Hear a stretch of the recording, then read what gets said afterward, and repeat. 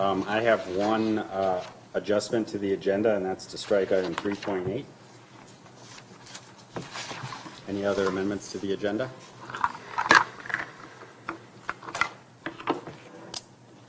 We will be discussing the 15-16 budget, but Correct. not considering its approval, so that's just a minor wording change. Correct, I won't be recommending approval today. All right. So that item stays, just not the approval part. All right, with that amendment striking 3.8 and amending the wording of 4.3, any other changes? Is there an objection to approving the agenda? Seeing none, the agenda is approved by unanimous consent. Next up, we have public comment. I think everyone here is familiar with all the rules, so I'll just open it up for the first commenter. Anyone else, just line up behind Mr. Telesford. Good evening. Thank you. I'd like to preface this with, I'm not that informed on the budget, and also I may go a little over 3 minutes, so I hope that the board will allow me to continue. I've been a teacher in this district for 6 years. I've only had 2 bad days, and those have never been related to anything union or to anything the board has done. I just was feeling bad those days and should have stayed home. I have a master's from Harvard. I have a bachelor's of chemical engineering from the University of Michigan. And I've never thought I'd become rich from being a teacher, obviously. But what I hoped was that I would be underpaid at the beginning and then slowly, sort of incrementally move up the ladder and see my pay increase to a livable area. Last year, we sort of had a tension, a rift that we had to resolve. I think both sides, the teachers, the custodians, everyone in the district came together and said, we're willing to make a sacrifice for 1 year, and we think we can all invest and work together to sort of get ourselves out of this. To the tune of last year, a 7.5% concession, which felt like a 13% concession because of how late it occurred during the year. This year, we're under 5% pay cut. All in all, I think the union, the teachers at least, have given over $1.5 million to support the district in sort of righting the ship, which is a substantial amount of money. As I've gone around to the buildings this year, as the first year of my presidency, I've tried to build a stronger union, as I mentioned the last time I was here. But I've also really tried to engender trust between our members, the district, and the board. And as a part of that, the biggest question I've faced has been, Maurice, do you think we're actually going to see the pay cut go away? Because most people did not think that was possible. Most people don't understand what a contract means and that that's an agreement that we've negotiated with the administration on behalf of the board. And I promised them that absolutely, unequivocally, the district's finances are in good shape and you will see your pay cut go away at the end of the year. And you can stake my name to that. If that does not happen, something has gone drastically wrong, and you should recall me as your president. And so my biggest concern as we talk about the budget is that we are quickly undoing the trust that we've worked so hard this year to build between our members and the administration. I've had a wonderful time working with Tom throughout the year. We have a process that we use to solve problems. You'll know about the adult ed, adult ed, alternative ed sort of consolidation that I think led to teachers receiving about $50,000 in compensation, which they were very appreciative of and excited to work hard next year to try to build the program. Tom, that took us probably 3 weeks to work through. Since hearing about the financial difficulties of the district on June 2nd, there has not been one invitation to the president of FEA to sit down and discuss solutions. If it took us 3 weeks to sort of figure out a deal to allow teachers to earn $50,000 in extra compensation, I'm perplexed as to why we have not been invited to say, hey, FEA, what can we talk about? How can we solve this problem? The only thing we've received from the district, and I don't know if it's on behalf of the board or not, have been threats. If you don't concede and give us $1 million, here's what will happen. Sometimes exaggerated and sometimes not very accurate. If you don't take this, here's the other thing that will happen. We'll have to lay these people off, close this building, do this and that. So my frustration is all year we've built this trusting relationship. Tom and I have sat down repeatedly and solved problems. And yet, maybe with the biggest dilemma that we have, there's been no invitation or opportunity to discuss this. The only solution that's been presented is, Open your contract, give us $1 million, or else. Our superintendent stood in front of the high school and elementary school and said he wanted to be collaborative in reaching a solution to this process. Collaborative. How can we have a collaborative agreement if FEA has not had an opportunity to participate in the conversation that leads to that agreement and that solution? So I'm just troubled that we are going down this path, and I fear that it's undoing all the trust we've worked for. So what I'm asking for tonight is that the board, you said you're not going to approve a budget, which is awesome, but that you never in this year approve a deficit budget until you've given the administration and the union time to actually talk through this and come to hopefully some solution. We believe that there are many things that can be trimmed that do not affect our contract and that will save the money necessary to prevent us from going into deficit. We firmly believe that. I can give you a list of ideas. If you have them, I'll give you one. I heard that you told the superintendent that you would not accept $350 for the DLC projection. If you reduce that to $250, that's fine. It cuts the revenue. But did you also remember to reduce the staffing for the building to sort of offset that? What I've been told is that that did not take place, and that was as of today from the Assistant Superintendent, Tom Shelton. So there's just frustration that this is being rushed and that the board is using the idea of passing a deficit budget as a tactic to threaten the unions and force us into making a rushed decision. Mark my words, we will not be bullied. I've talked to many members in many buildings as I've shared more information about this, and they stand with me that we will not be bullied into making a rushed decision that has detrimental consequences for our union. I believe there's time. We can explore options. I am more than willing to sit down whenever invited to discuss this and think about solutions that we can come to.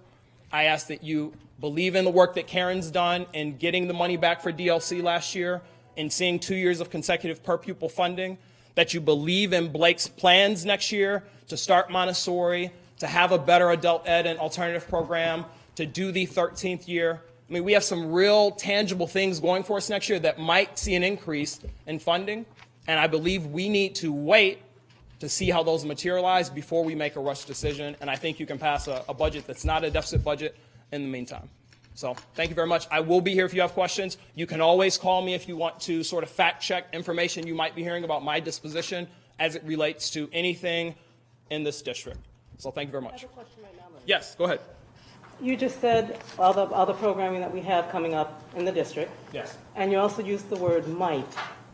So I think we've been working on a lot of might over the past few years, and I don't know if that's what we should be looking towards. I mean, it hasn't proven to do us any good in the past. In fact, that's why we're in the situation we're in now. So I don't think we should be looking at might at this point. Okay, we don't have to look at, I guess, mites necessarily, but we have definitely made commitments. So the commitment that this board made with our union is for 2 years we need you to take a haircut. We need you to tighten your belts, as the district has done, be conservative in your budgeting, hold off on buying a new car, hold off on home repairs, but we will make this right moving forward. To me, it's unfair to say we made a 4-year agreement and we're not going to see if the plans that we put in place to improve the situation actually materialize and benefit the district. I guess I don't see the rationale behind not waiting until the fall. You can make budget amendments, staff can be reduced then, we can consider other options, but to me it's absurd to ask the union to open their contract when we've made all these plans, we've invested so much in the district financially and with our energy, but we've yet to actually visualize or see if those investments are going to pay off. If in October the district has 2,500 students, we've done everything we can, the teachers have worked hard, we've trimmed staff, to me it's a different conversation then, but right now we're not at that point where this is we don't have to act urgently as if tomorrow we need to know from the unions, are you giving us money or not? Yes. I okay, just want to request let's, that you sit down and wait until 4.3 when we'll be discussing the budget and you'll be able to get a little insight on what we're thinking on this. Oh, yeah, I will. I plan to stay. Wonderful. Okay, thank you. just Unless wanna give anyone them else has a questions. Back and forth. I think everybody's in the same place. Okay, thank you. All right, thank you. Anything else from anybody? All right. Then public comment is closed. We'll move to the consent agenda. Agenda items are considered in one motion and are routine matters. They consist of the following items tonight. Item 3.1 is a request to approve minutes of the regular meeting of June 8th. Item 3.2 is a request to approve minutes of the special meeting of June 8th. Item 3.3, request to approve Michigan High School Athletic Association membership resolution. Item 3.4 is a request to approve the food services contract. Item 3.5 is a request to approve track resurfacing. Item 3.6 is a request to approve a concrete contract under the bond also, along with track resurfacing. Item 3.7 is a request to approve the state aid note. 3.8 was already removed from the agenda entirely. I would like to request to pull item 3.2. Okay, so we'll consider that under item 5.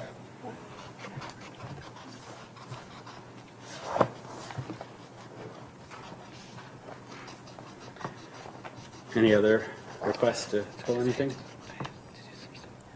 Seeing none, I'll entertain a motion to approve consent agenda items 3.1 and 3.3 through 3.7. Moved by Ms. Toomey. Is there a second? Seconded by Ms. Latash. A roll call, please. Butters? Yes. Lingenbrow? Vermeuler? Yes. Latage? Yes. McKnight? Yes. Toomey? Yes. President O'Donnell? Yes. And that passes with 7 votes, and the consent agenda items are approved as requested. We'll move to the action agenda item, and item 4.1 is a request to approve a resolution to submit a millage proposal. And Ms. Hoover will introduce this.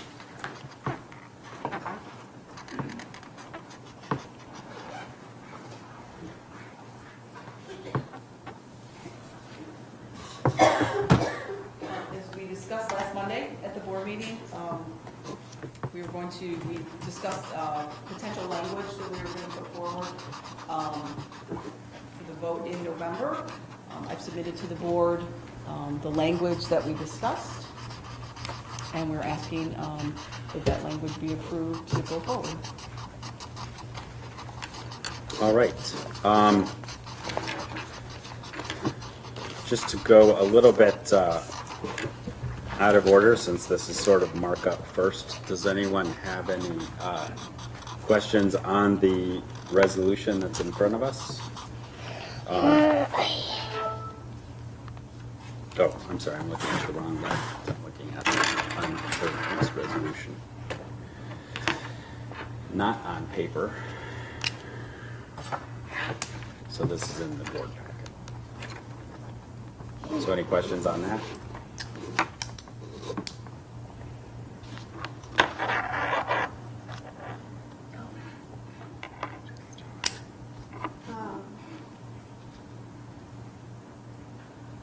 Nope.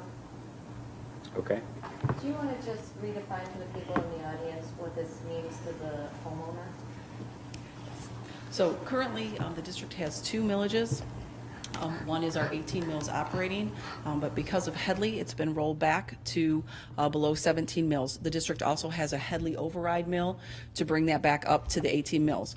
For those of you that aren't familiar with the millage, we receive a foundation from the state per pupil, but we are required as a district to levy a millage, 18 mills, to bring in part of that locally.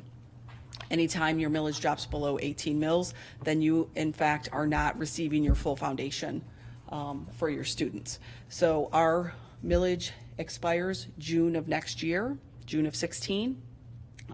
So in order for us to continue to levy that millage, we need to go out for vote. We need to go out for vote in November of this year. So we need to have this approved by the board because it needs to be to our electing agencies. It needs to be there by August, the first week in August. So this, what we're going out for, because our millage has been rolled back more than 0.5 mils, we cannot say that this is a renewal. even though we are renewing a millage that we already have, this will not be an increase to our taxpayers. We're asking for 20 mills, but we will not ever be allowed to levy more than 18. We ask for 20 so that we have a Headley override built right in. And the asterisk language on the exhibit is that would also appear on the ballot? Not the italicized, not asterisk. Yes. Italicized. Yes, that will appear at the beginning as kind of an explanation. Okay. And if, for whatever reason, the election authorities make any revisions in the wording, does that need to come back for a vote, or is that just a determination that they make and we'll be notified, but we don't need to approve another resolution? Correct, but I don't think they can do that. But, Okay. So they would accept this wording automatically? You think, Yes. or- Yes, I do, because this is, we've taken this to our attorney, that is very familiar with this, with how to draft this language. Okay. And I do see Because it. it's, like I said, it's, if for instance, we had the word renewal in there, we are not allowed to have the word renewal, Okay. so. So it's a matter for whoever's on the committee to pass the ballot question committee to explain what this means. Any questions, Kevin, as our Well, political scientist? that $5, okay, to start with. No, I think the simplicity of it is good, and I think making the case is gonna mean that we don't, it's easier to have one vote here without the word renewal than it is to have two votes in the word renewal. Okay. So it looks good, it's solid, and it's 2020, so. Yes, it's for 20 years.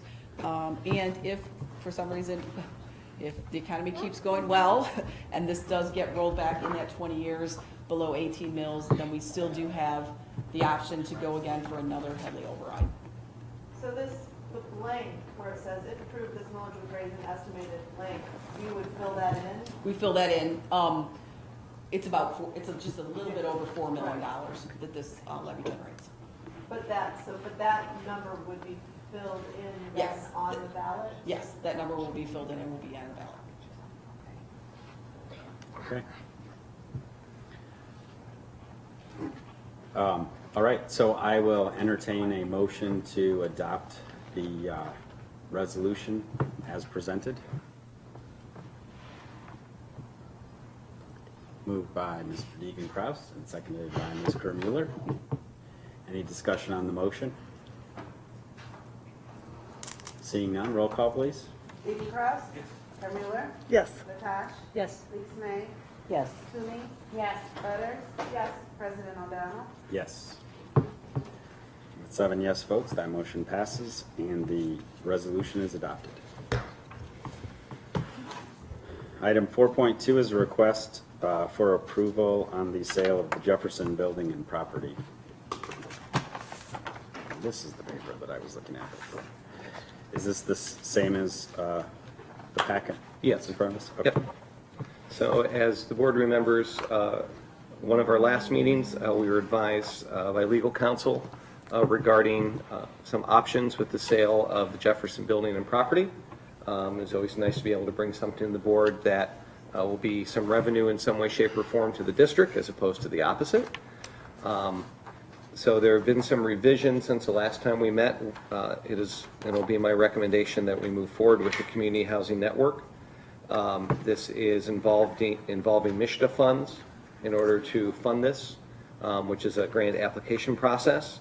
But they are in stages, going to be putting up about $50,000 up front. And they have raised their purchase price from the original to the purchase price of $500,000. So that makes it a much better option than any other option we've been exploring, plus the fact that this will be residential housing. with the understanding and looking at the rubrics they provided that anywhere from 80 to 100 additional students in our district over the time once this is all built up over the next couple of years, since all these students would be within our school district.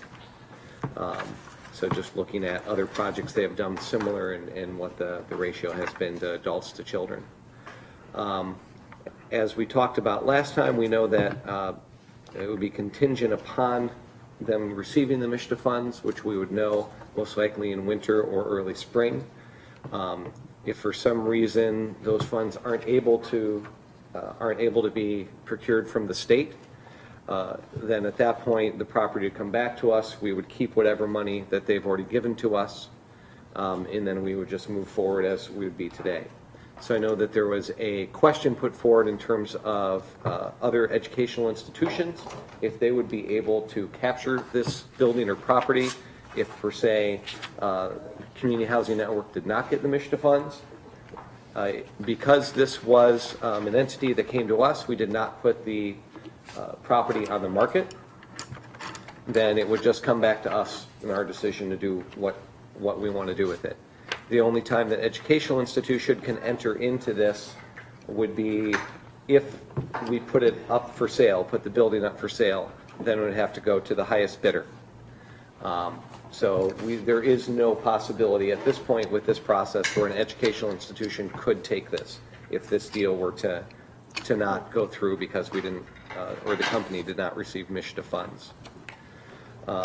So that is the general overview of this. It has been reviewed by our attorney, Joe Fazio. He has recommended that everything is up to the standards that the board had provided him prior and fits all legal qualifications to sell the property. After we had sold, we would have to do a survey to partition off the transportation garage in that part of the property. We've also cleared with City of Oak Park that they would approve any sort of variances or any pieces that would need to be done to do this property. They are in support of using the building, reusing the building for residential and then building housing on the remaining property. So that's where it stands, and we do have a board resolution that when we get to that point that I will read to the board.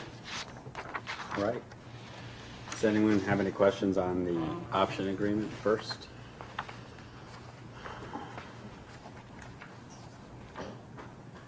Do we know when we're going to request them to respond by? Under 31, Paragraph 31? paragraph 31, page 10.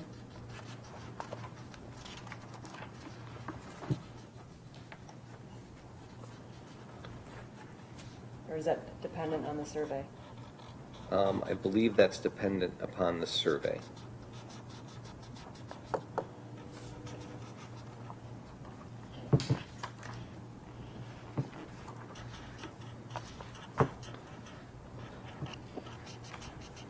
I know that for their time frame, we were looking at getting something agreed upon during this month so that they have the time frame to do all the paperwork for the MSHDA application. This is, though we are the optioner, so we're the ones that have to accept the agreement by that date, by the Correct. blank date. So if we agree to it today, presumably. It'd be today. it's valid. All right. One other piece, and this is just for the overall budget considerations of the district, in talking to Amanda Van Duzen at Miller Canfield, who does all our bond work, we'll have to figure out what percentage of the money will have to go towards building improvements, and how much could go towards general fund. What my recommendation will most likely be as we move forward with any money that would have to go to buildings, we look at areas in the buildings that would hopefully reduce our overall operational cost for, say, energy savings. We don't have BMS systems in all our buildings. So if we're able to put that money towards BMS systems, that will decrease our operational spending within heating, cooling in those areas. Considering where we are budgetarily, I want to use whatever we can to try and reduce operational cost when we have that opportunity. All right. And in terms of the additional payment, so they're actually have we already received the $5,000 initial payment in paragraph 2A? No, we have not. Okay. And then between that initial 5 and the $50,000, that's more or less the upfront price. There's 4 other steps that have to be passed before we collect that full 50. Correct. The first one estimated on August 15th, and it's a market study environmental phase. And then final approval by City of Oak Park in September. The MSHDA application on October 1st, and we're expecting to hear back by the 15th.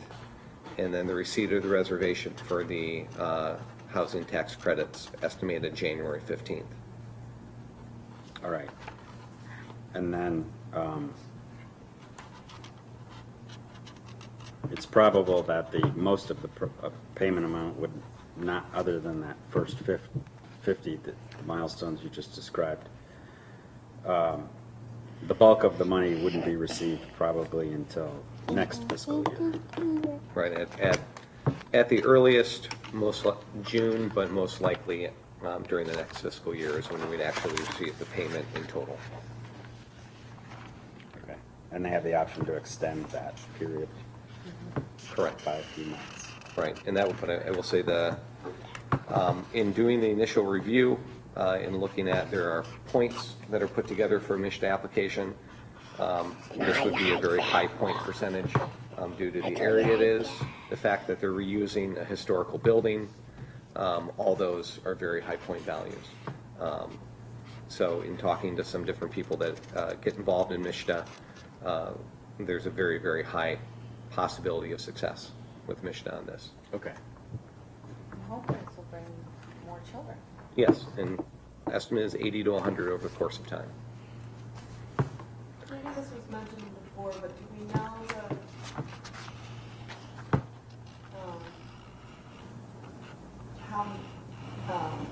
how much they're going to charge? I think some of that probably will depend on MSHDA and the application and how much it's going to total cost to do the project. But there is, because MSHDA will give so much money per family to offset the mortgage. And I would have to dig a little deeper, but there is a set threshold, and then there's federal and state money to offset the rest of it. I think it's a percentage of the fair market value in the region. It sounds about correct. 80%. Was there something in that one packet? You I believe in the original weeks packet. ago, from it was like a Community Housing range Network. that they expected for one bedroom versus up to 5 bedrooms. Yeah. Yep. And one of the ideas was that many of these properties would have 4-bedroom houses, since that is something that there's not a whole lot of that in that area, so it'd be very desirable. Period and burned out. All right. So in terms of the resolution that we would consider, that we are considering,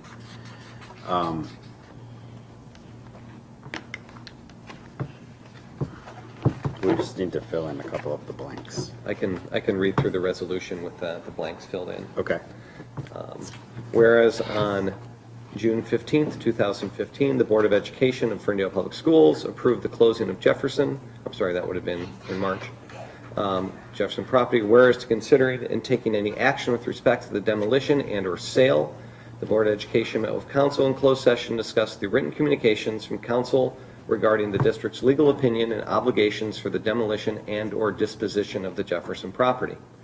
Whereas the district obtained through its advisors an appraisal of the Jefferson property from Plant Moran, was estimated the value of property to be approximately $700,000 in its as-is condition would actually be $400,000, assuming no restrictions on that and zoning would not be required. And I'll just stop there. If you remember, it cost around $300,000 to demo the building. The property was appraised at about $700,000. So if we were to demo it, it would cost us $300. We could only net about $400 on the property. So this at $500 is more than what we could get by demoing the building and selling the property. Whereas periodically the district received expressions of interest concerning the Jefferson property, and whereas on or about May 1st, the district received an unsolicited initial inquiry from the representatives of Community Housing Network, a Michigan nonprofit corporation expressing an interest in purchasing the Jefferson property pursuant to the terms of an option to purchase, which approached the appraised value of the property. And whereas the district, by and through its administrative staff and outside counsel, has negotiated the terms of an option agreement for the Jefferson property with buyer, whereas on June 15th, the district received a formal option to purchase the Jefferson property for the sum of $500,000 from the buyer, a copy which has been presented to the board, the option agreement, and discussed publicly at the board's meeting on June 15th, 2015. Therefore, the Board of Education resolves, the board has concluded that it is in the best interest of the district to accept the option agreement submitted by the buyer after having concluded that the offered fair price is fair consideration for the Jefferson property, particularly given the buyer's agreement to limit the use of the Jefferson property to multifamily residential housing, all as set forth in said offer. The superintendent, the assistant superintendent, or either of them, or any officer of the Board of Education is hereby authorized to take any and all actions, perform any and all acts, approve, execute, and deliver any and all instruments, documents, or certificates in any such form as they may determine appropriately, including, but not limited to, accepting the option, executing non-material amendments or modifications thereof, a deed, a closing statement, or any other document contemplated or required by said option agreement with such changes as may be necessary or desirable, but not material adverse to the interest of the district, and any and all other documents necessary or appropriate to facilitate the delivery of a title policy or to effect the sale of the Jefferson property to the buyer as contemplated in the option agreement. All resolutions or parts of the resolutions of this board which conflict with this resolution are hereby repealed and rescinded to the extent of such conflict.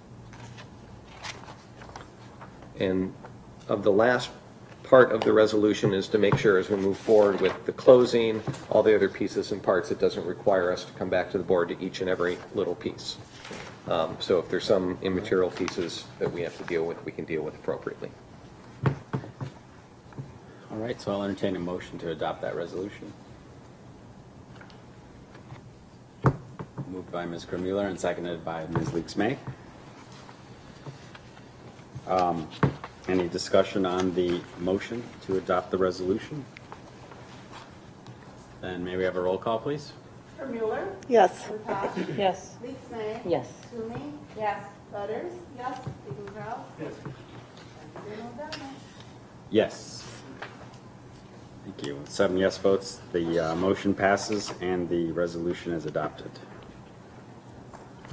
Next up is item 4.3, the 2015-16 budget. And as Ms. Hoover starts to pass out some of the information the board requested last time, I do want to say that administration is not recommending approval of the budget at this time. I believe that we need, as Mr. Telesford said, we need some more time due to the recent financial developments of the second budget amendment to look at other options that we may have collaboratively with all the different groups and also engaging other outside entities who have successfully dealt with situations like this in order to come back to the board with a budget that is closer to balanced. At this point, I don't feel that we have had enough time to have those conversations, to do all the fact-checking and all the back work.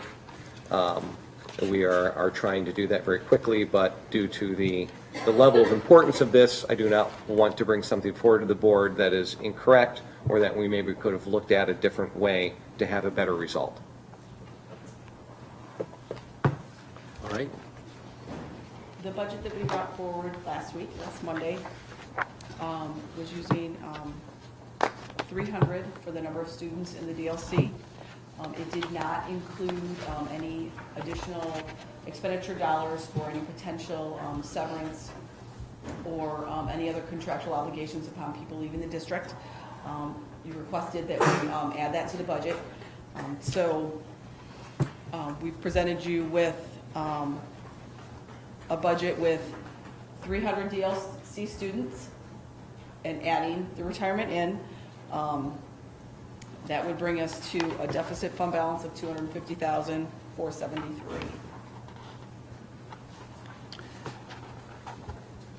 That's currently staying around 300. All right, You also requested that we show you the numbers if we reduce the number of students at the DLC to 200 students. And again, add the additional money and for any potential contractual obligations. With 200 students at the DLC, that would bring our fund balance to a deficit $1,133,014. I believe we also have one at 250, Ms. Hoover. Yes. And then the third one that we're presenting. We don't have the third in front of us. it's probably in the middle. Right? Oh, that's the one that was on, that was presented on, that's the one that was on. the- Oh, okay, Okay, That was presented in the Okay. budget package. all right. okay. Spare me. And then we also brought one forward with 250 students at the DLC. And again, adding in the additional expenditures, that would bring our fund balance to a deficit $646,462. So I know the board had also asked me to bring to the table additional cuts upwards to $1 million. I don't feel at this time that we've properly vetted all our options for that, and I would not want to bring something to the board at this point that was more conjecture than fact. I believe that I'd like to meet with the Sustainability Committee to review some information, especially as we're able to vet some information off of some of our units, as well as continue to do some of the financial background work of some additional cuts. So at this time, I'm not prepared to bring forth a second level of cuts, just because I do not want to bring forth something too early or that hasn't properly been vetted. All right, that makes sense. Questions? So, I know that in sustainability, you helped walk us through sort of the experience of our employees, and we did look at what that would mean for each step level of each employee. And so if you could maybe give us sort of that step-by-step again of where we were before the cuts, what the cuts did, where we are now, and what is built into next year's budget unchanged. What that means in the lifestyle of a teacher, so what they're actually receiving as far as percentages gained or lost. 5% pay cut last year's vote is what that means. Ms. Hoover, if you can speak to what the increase is. I know it's overall 1.2 million. If you can talk about, what percentage or. I think what I'm looking for is the timeline. So prior to the cut, where they were, what the cut was, where we are now, and where this would take us. So just sort of the timeline, the experience of a student. I don't know. I don't know. I'm dealing with a lot of students, of a teacher. And I know Mr. Shelton can also chime in based upon his review of that information too. Sure. Let Tom do that one. I mean, it's really important because it's confusing when you're just hearing about now. Right. So I want to repeat what I think you're asking for, Karen, and tell me. So where were they prior to the cuts? What were the cuts do to them? Where are they now? And if unchanged, where would they be in this Okay. budget? So essentially, the baseline for and I'm talking about the teachers, I assume the question is about. The baseline is the 2012-2013 salary. That is what teachers started the 13-14 school year at. When the concessions were made in, I believe, February of 2014, teachers at that time took a 4% pay cut that was retroactive to the beginning of the year.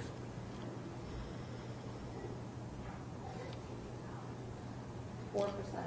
Yes. retroactive. So And it then- felt like more like 7. Right, exactly, because it was retroactive to the beginning of the year, but taken out of salaries for the remainder of the year. That's where that number 7 comes from, is because of the lateness of it, the 4% felt like 7. I believe so. Just to clarify, I would like to make sure that we go through the contract to verify the numbers that we're talking about, because I don't want to misspeak regarding the numbers. It's not correct. It was a 7.38% concession, and there were a variety of sources that contributed to that. For the record, as the person who's the expert in the contract in the room. And you're welcome. Okay, sorry. So we don't know, we don't have this, you don't have the specific contract, the steps in place? I mean, in front of you, right? Well, no. Not in front of me, no. Okay. No. But I can tell you that it was, We return to the full, that's correct. So 4% last year, an additional 1% this year for a total of 5%, and then next year return to the 12-13 salary amount. the next. And then the last year of the agreement in 16, I- 17. Okay. I would prefer that we get the information correct instead of, because we don't have the contract information in front of us.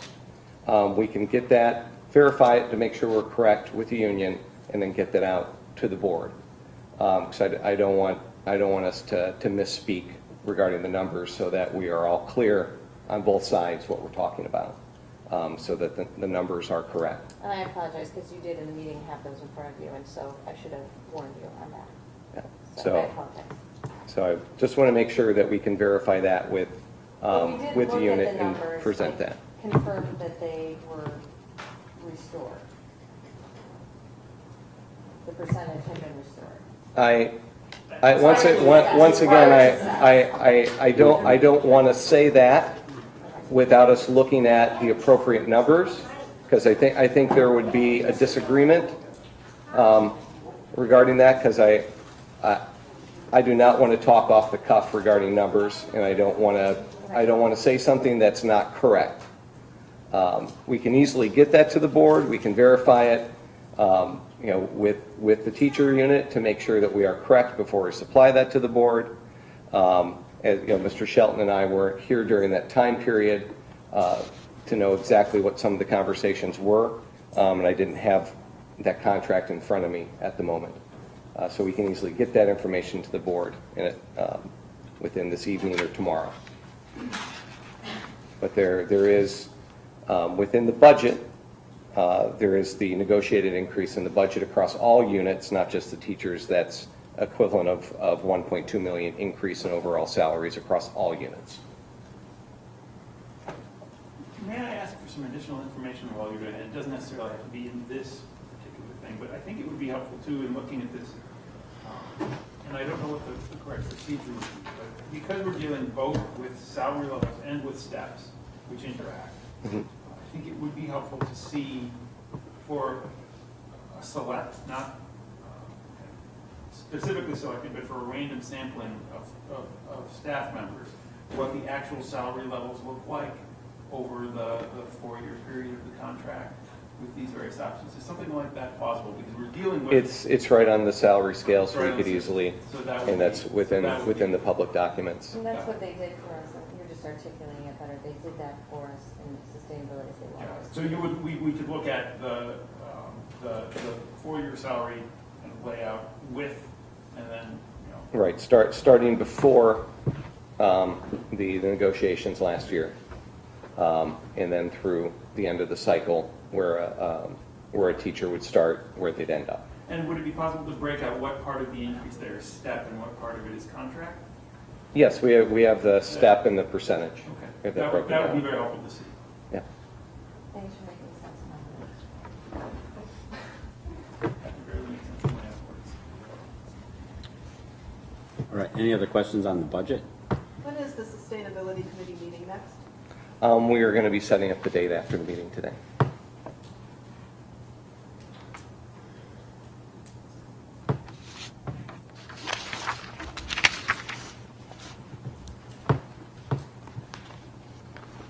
All right, so what are the next steps?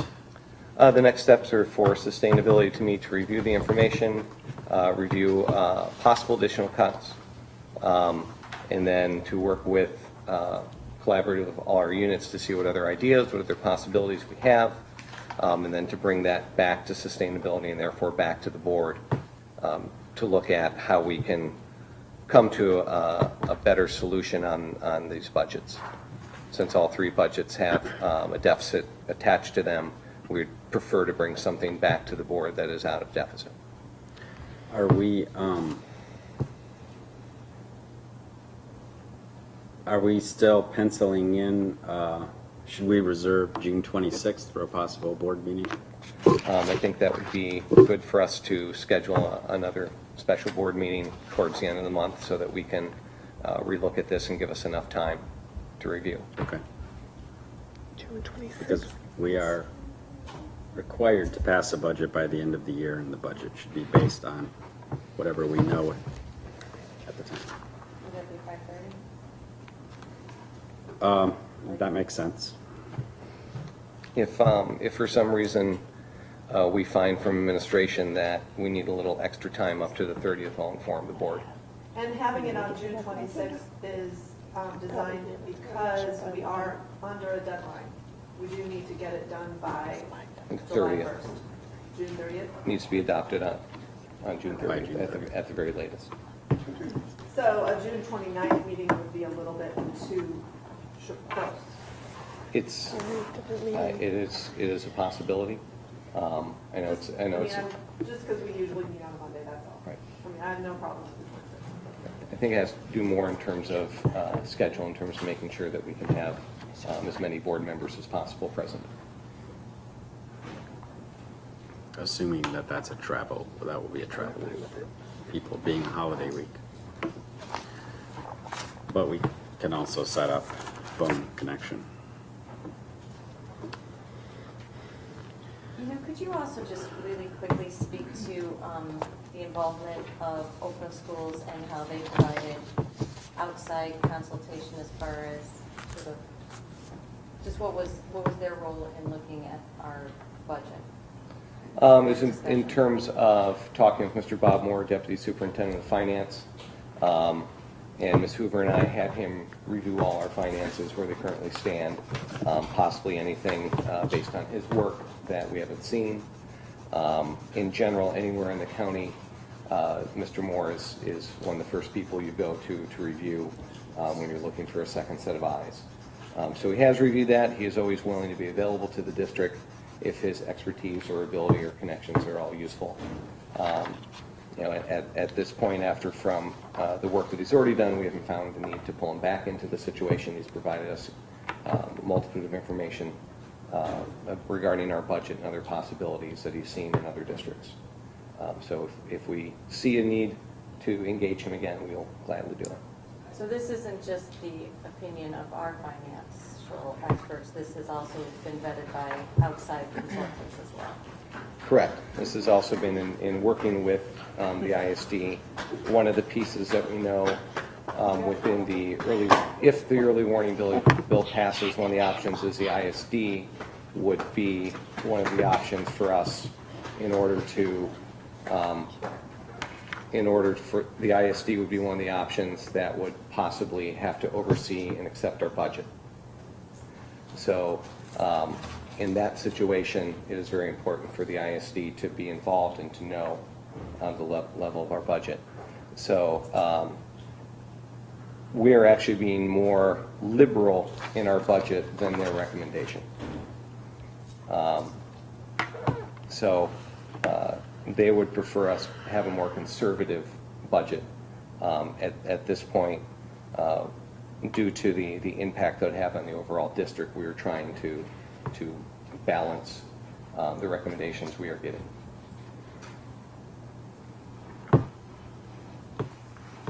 All right, so over the next couple of weeks, there'll be a lot of work and discussion on fleshing out what the options are before we take a vote on the budget.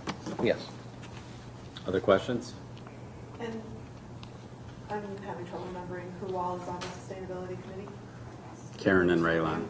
Mm-hmm. And we'll report out to the entire board. Okay.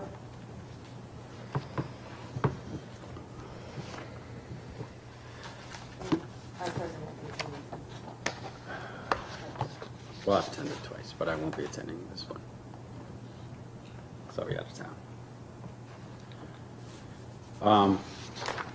All right.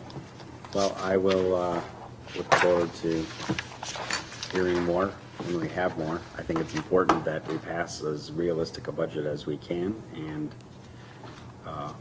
avoid mid-year cuts, which never work very well. Correct. We'd like to go into the year with it as close as a realistic budget as possible, in order so we don't have to make cuts when we hit to the mid-year or the First Amendment. All right. Next item on the agenda is the special meeting minutes of June 8th. That really was similar to last week. In the attendance of the meeting, it listed Ann as absent. She actually did attend. She just came in after the roll call. So I was just hoping to make that change in the minutes. Yeah. And another good point from last time of like, it's on us just to make sure that we check in with whoever's doing the notes. So in the special meeting from last week, she was listed as absent in the minutes, but she actually was in attendance because she came right after the roll call. But you were out here. You were No, you weren't here at all. Yeah, Yeah. so. That's right. Yeah. But is it, It was Ashley. So it should No, not note the actually. time that she was there, which,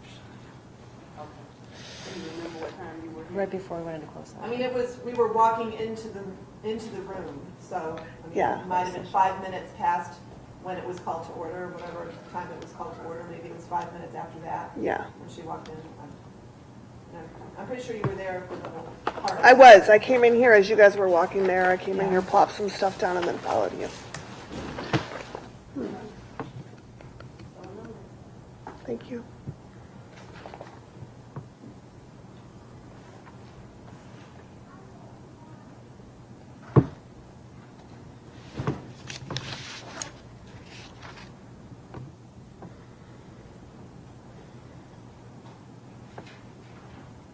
all right, so we'll correct the minutes to be present at 6:35. And any other amendment, changes to the minutes?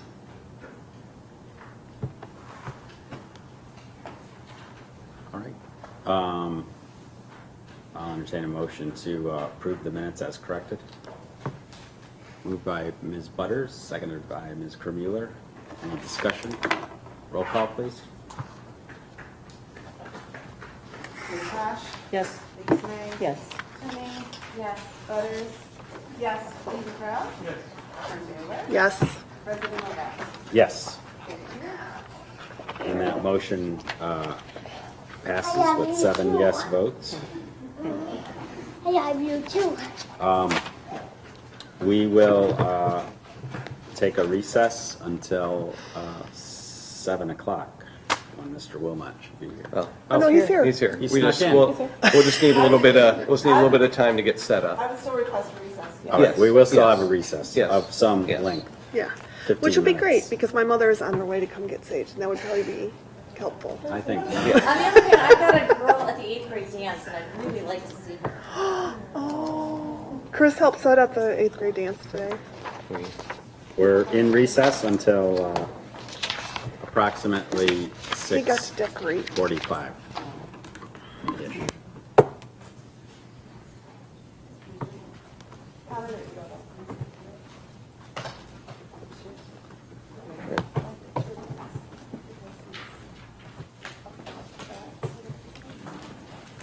Yes, ma'am.